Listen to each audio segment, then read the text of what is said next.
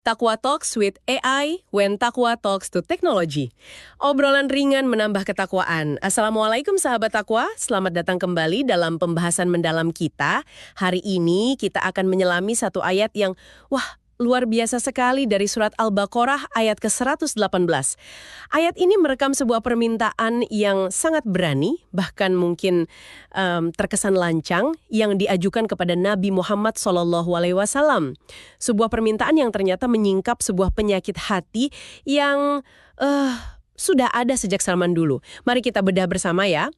وَقَالَ الَّذِينَ لَا يَعْلَمُونَ لَوْلَا يُكَلِّمُنَ اللَّهُ أَوْ تَأْتِينَا آيَةٌ كَذَلِكَ قَالَ الَّذِينَ مِنْ قَبْلِهِمْ مِثْلَ قَوْلِهِمْ تَشَابَهَتْ قُلُوبُهُمْ قَدْ بَيَّنَّا الْآيَاتِ لَقَوْمٍ يُوقِنُونَ.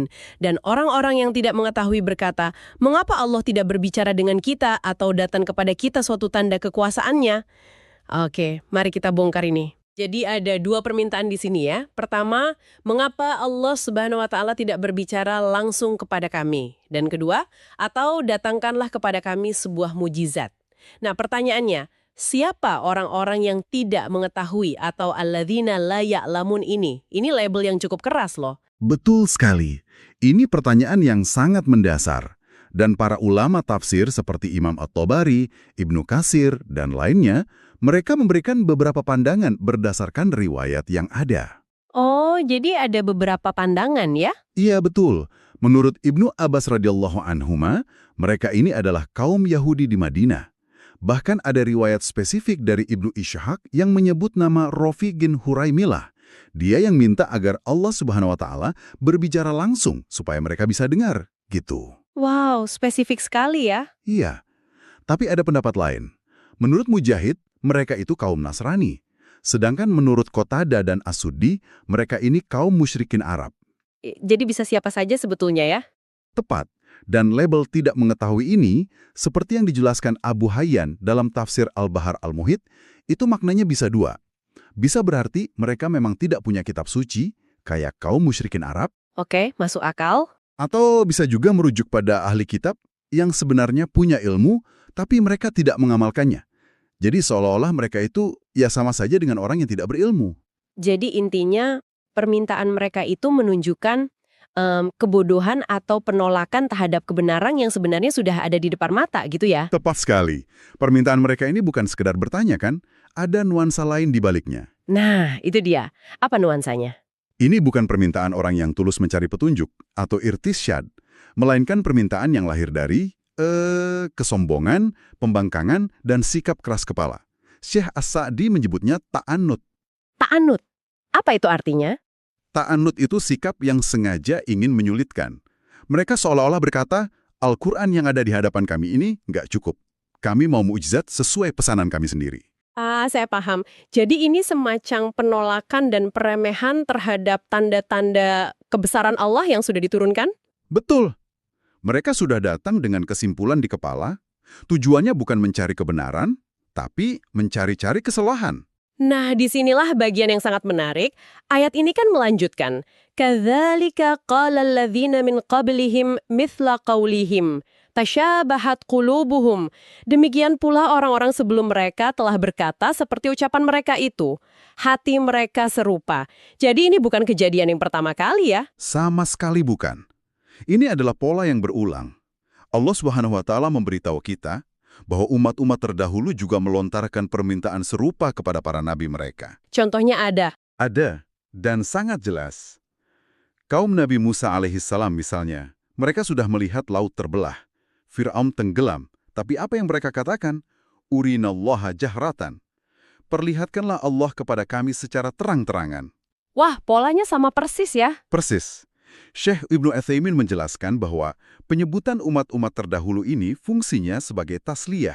Tasliyah maksudnya? Sebagai penghiburan bagi Nabi Muhammad SAW.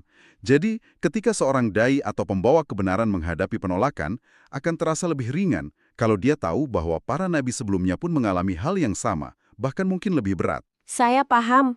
Jadi ini semacam validasi ya, bahwa masalahnya bukan di kamu, tapi memang penyakitnya seperti ini. Tepat sekali. Hati mereka serupa atau tasyabahat kulubuhum. Ini ungkapan yang sangat dalam. Apa ya maksudnya? Ini adalah diagnosis ilahi terhadap penyakit inti mereka. Meskipun zaman, tempat, dan permintaan spesifik mereka itu beda-beda, sumber penyakitnya sama. Yaitu hatinya. Betul, hati yang mirip dalam kekerasan, kekufuran, kesombongan, dan penolakan terhadap kebenaran yang sudah jelas. Baik yang minta Allah bicara langsung, maupun yang minta unta keluar dari batu, atau yang minta makanan turun dari langit, semuanya berasal dari hati yang sama-sama sakit. Jadi ini bukan masalah informasi, tapi masalah disposisi hati ya? Persis. It's not an information problem. It's a disposition problem. Lalu, bagaimana Allah Subhanahu wa Ta'ala menjawab permintaan mereka?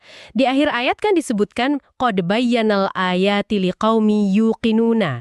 Sungguh telah kami jelaskan tanda-tanda kekuasaan kami kepada kaum yang yakin. Nah, ini jawaban yang telak. Allah Subhanahu wa Ta'ala tidak memenuhi permintaan mereka yang didasari kesombongan itu. Kenapa tidak dipenuhi saja? Karena tidak akan ada gunanya. Jika hati sudah tertutup, 1000 mukjizat pun akan dianggap sihir atau kebetulan. Sebaliknya, Allah menegaskan bahwa masalahnya bukan pada kurangnya tanda atau bukti, Melainkan, pada hati mereka yang tidak memiliki keyakinan atau yakin. Allah seolah berkata, tanda-tanda itu sudah kujelaskan, sudah kuhamparkan. Masalahnya ada di kalian. Kalian bukan kaum yang mau meyakini. jadi tanda-tanda itu sebenarnya sudah ada dan jelas, tapi tidak semua orang bisa melihatnya. Begitu ya? Tepat. Imam Asy-Syinkiti dalam Adwaul Bayan memberikan penjelasan yang sangat indah soal ini. Beliau membedakan antara penjelasan ayat dan manfaat dari ayat. Penjelasan dan manfaat ya, bedanya apa? Penjelasan tanda-tanda kebesaran Allah itu sifatnya umum untuk seluruh manusia. Langit, bumi, diri kita sendiri, Al-Quran. Semuanya itu penjelasan. Oke. Namun yang bisa mengambil manfaat dan petunjuk darinya hanyalah kaum yang yuqinun, yaitu kaum yang memiliki keyakinan. Wah, ini relevan sekali untuk kita, sahabat takwa. Kita ini kan dikelilingi oleh begitu banyak tanda kebesaran Allah. Di alam semesta, dalam Al-Quran, bahkan pada diri kita sendiri. Betul. Pertanyaannya jadi berbalik ya. Apakah hati kita ini berada dalam kondisi yakin untuk bisa melihat dan merasakannya? Ataukah kita sering terjebak dalam pemikiran, andai saja aku dapat keajaiban besar, pasti aku akan berubah? Betul sekali. Ayat ini mengajak kita untuk menggeser fokus.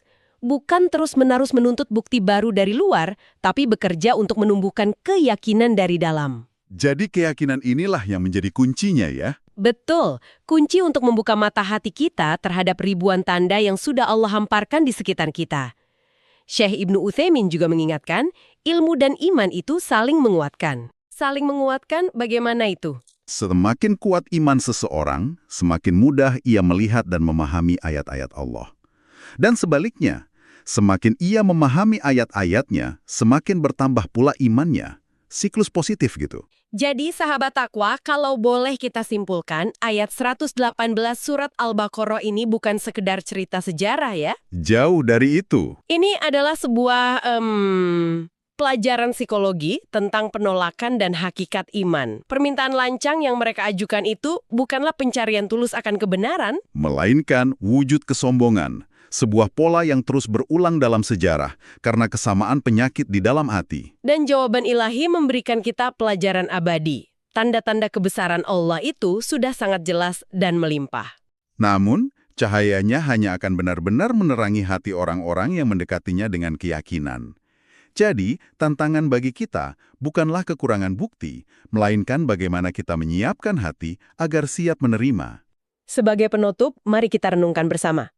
Ayat ini kan mengecam permintaan tanda yang didasari kesombongan. Tapi di sisi lain, kita dianjurkan untuk berdoa dan meminta kepada Allah Subhanahu wa Ta'ala. Nah, itu dia pertanyaannya. Di manakah batas antara doa yang tulus memohon petunjuk dengan tuntutan yang lancang atas dasar keraguan? Bagaimana kita memastikan setiap permintaan kita kepadanya lahir dari kerendahan hati dan keyakinan, bukan dari kesombongan dan ketidakpercayaan? Mungkin itu yang bisa kita bawa pulang dan renungkan ya. Pertanyaan yang sangat penting untuk direnungkan. Takwa Talks with AI when Takwa Talks to Technology. Obrolan ringan menambah ketakwaan.